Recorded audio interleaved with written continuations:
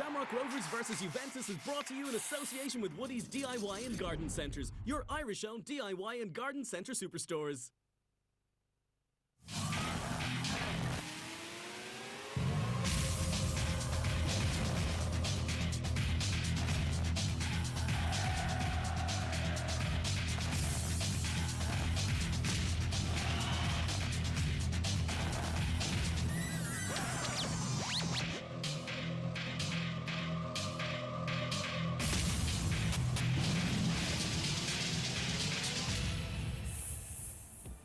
Good evening and welcome. The big night for Shamrock Rovers has finally arrived. The first leg of their third round qualifier for the Europa League. The mighty Juventus here at Tallaght Stadium. Kick-off at 7:45 coming up very shortly. Rovers could have sold out the ground here several times over. Such was the demand for tickets over the last week or so since their famous win in Israel. The mighty Italian side in town. A crowd of approaching 7,000 expected here tonight, and the atmosphere and the buzz, something very, very special. I'm joined here in Tallaght by former Juventus midfielder Liam Brady and also by former Shamrock Rovers player and manager Damien Richardson. And Damien, just first of all, let's put tonight in context from Rovers' point of view, from an Irish football point of view. To say this is a huge tie doesn't really do it justice. No, it doesn't. I mean, they've had a very difficult time since the closure of Milltown Shamrock Rovers. But when one goes further back than that, you realise this club is one of the most illustrious sports clubs in the country of any code. And this evening's event is merely rekindling that proud tradition. Now it's up to the present players to do that proud tradition proud and come up with something typically Shamrock Rovers tonight, like a victory. Is that too much to ask for? You never know. We'll find out over the next 90 minutes or so. Liam, you know all about this from the Italians' perspective. What do they make about coming here this evening? They said all the right things at the press conference yesterday. Danieri, Del Piero, they were very complimentary about Shamrock Rovers. But what is their gut feeling about playing here tonight? Well, they won't know. Simple as that, Dara. They never encountered anything like this before. They've travelled Italy and maybe some places in Europe playing friendly matches, but to play a competitive match at this stage of the season has not happened at Juventus ever. So that's the question mark about their team tonight. They've got very strong side out, lots of Italian internationals. A Brazilian international played 33 times for Brazil. But the question mark is, how fit are they? And have they got the right attitude? Because they haven't experienced anything like this before. And the fitness issue, you know, the clubs in England start their pre-season sort of 1st of July, so Juventus are into that. Some of it could be, they would start at a similar time, but would that, from your point of view, give Shamrock Rovers hope here tonight? Absolutely, yeah. They are match fit, Shamrock Rovers. Juventus will not be anywhere near that. They're hoping that the Gulf and class will eliminate that advantage for Rovers. But you know, it's not easy. It's not easy. These Rovers players are going to be really fit, and I think it gives them a big chance to put on a really good performance tonight. Yeah, great atmosphere and colour all around the stadium, as you can see. There are around 200 Juventus fans here, but it's all about Shamrock Rovers. 5 years ago, if you think, it's not that long ago, they were heading for the first division of the League of Ireland. And well, look at them here tonight, hosting Juventus at Tallaght Stadium in the first leg of their third round Europa League qualifier. Of course, the final of which will be played in the Aviva Stadium in May. Let's get straight to our big match commentary team. Owen Hand and first, Adrian Eames. Thanks very much, Dara. Good evening. Well, what a night for Shamrock Rovers. 5 years ago to the very day, the club supporters took over the running of the club. In 2005, Shamrock Rovers was a club on its knees, facing the prospect of going out of business without a home ground and facing the possibility of going out of business. The supporters came to the rescue and took over the club. This night belongs to the supporters of Shamrock Rovers. Juventus, one of the great names of world football, the most successful club in Italian football in history, boasting world-class players, against Shamrock Rovers, one of the great names in Irish football. Well, it is a perfect evening for football, and those supporters are ready to enjoy it all. And isn't it great to see the famous black and white stripes of Juve here in Tallaght? And Shamrock Rovers just over a year on from taking up residence here. It really is a night to savour. And thankfully, the conditions are absolutely ideal. Pitch in perfect condition. A dry evening, just the faintest hint of a breeze, but really it's a muggy, warm evening. And those here, and I'm sure those watching all around the world, supporters of Shamrock Rovers from near and far, ready to enjoy the evening. And it really is David versus Goliath. And Shamrock Rovers cast in the role of David. Well, Michael O'Neill goes with the side that performed so heroically in Tel Aviv. What a result that was. And he feels they have to get the blend right between caution and adventure. And to that end, James Stewart and Tommy Stewart rather, and James Chambers will push forward at every opportunity to support Gary Twigg in attack. Twigg will operate that lone striking role. They have to get the balance right, that is crucial. Juve, a team of all the talents, although they've left several of them behind. No Camoranesi, no Grosso, Legratalia out injured. Yakinta also missing, and Felipe Melo. That's Amari who will spearhead their attack.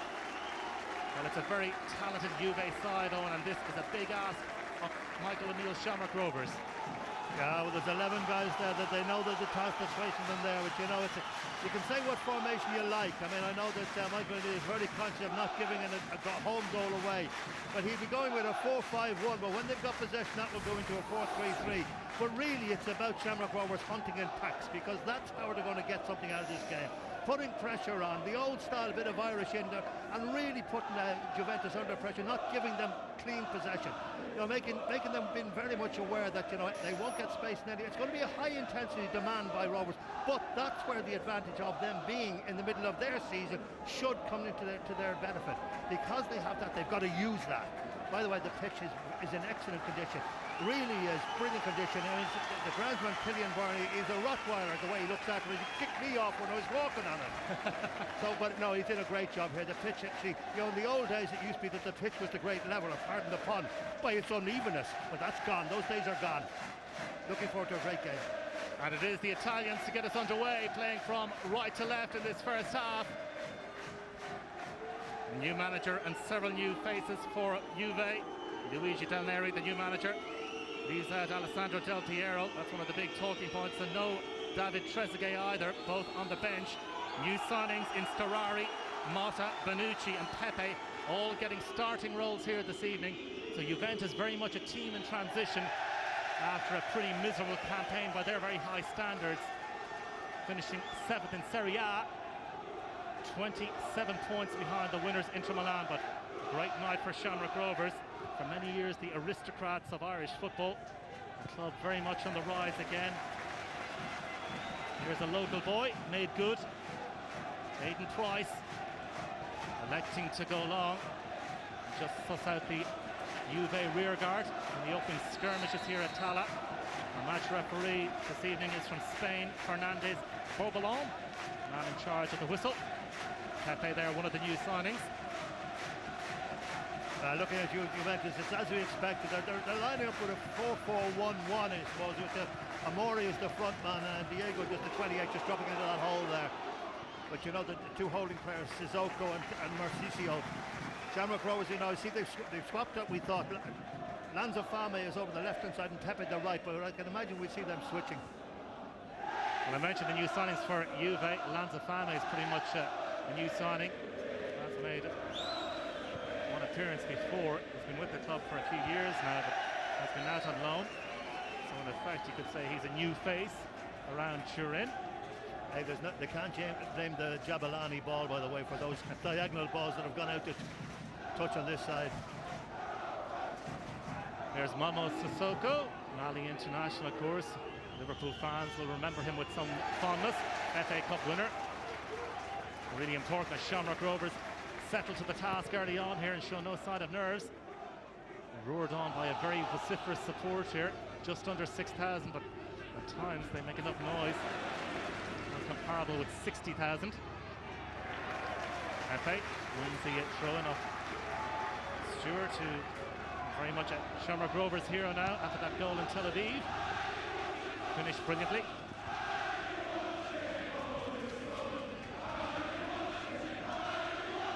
Here's Chiellini, one of the Italian internationals who really failed to perform the World Cup finals in South Africa. Ball swept out by Diego. Juve's part, they'll be pretty keen to get their passing game going.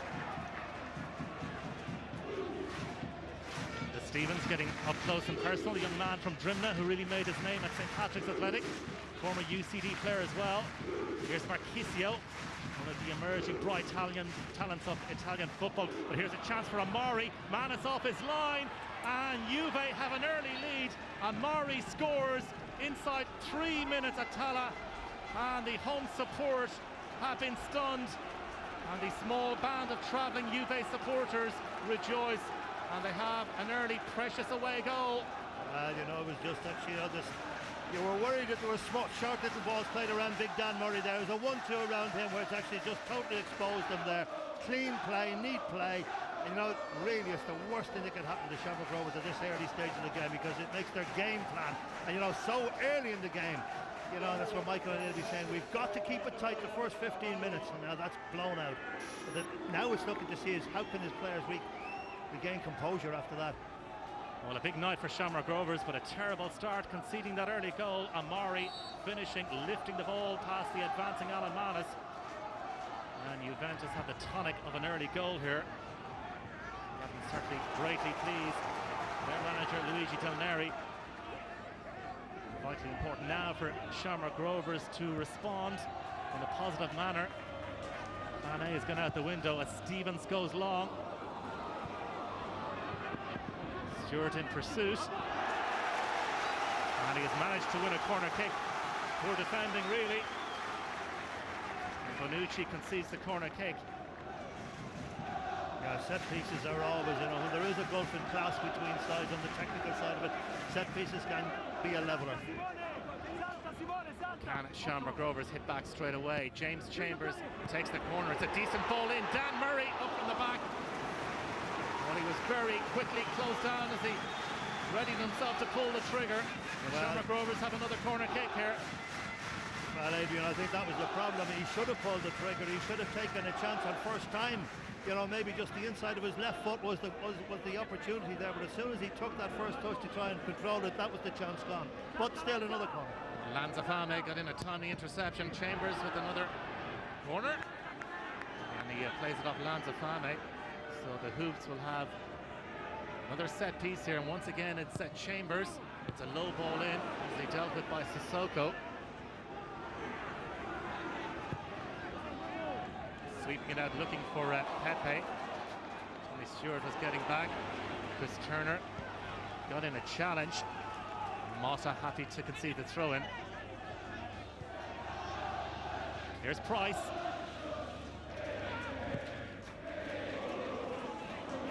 Gary Twigg is the target, lifted over the top of Bonucci. Difficult all evening, of course, for several of the Juve players, the new faces that is, settling into a new team and a new system perhaps.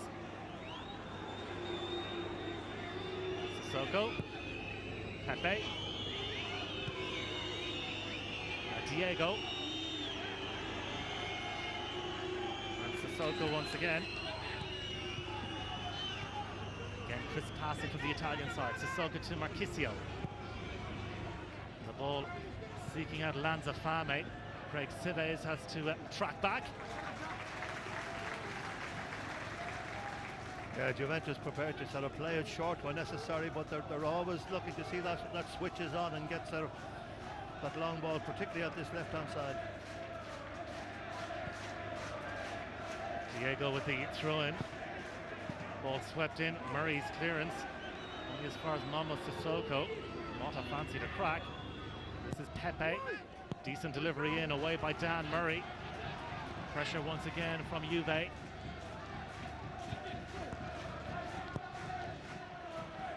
That clearance that Dan Murray had just there, that was exactly what he wanted to do up in the penalty area there a couple of minutes ago. Marco Mota in an advanced position. Well, Michael O'Neill will have talked to his side about the importance of making a solid start and not giving anything away.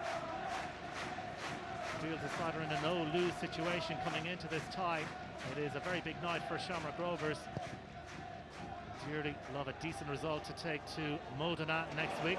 Second leg to take place this day week in Modena. Game switched away from the Stadio Olimpico because U2 are playing there.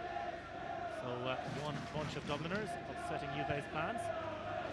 Our second leg to come, and Shamrock Rovers will bring considerable support as well. Between 600 and 800 supporters set to travel. As Sturari gathers under pressure there. And Bailey, a tigerish midfielder. Yeah, it was a good run he made there. He was asking a lot like for him to get on, but he was showing his intentions with Robert Bailey. Bellini.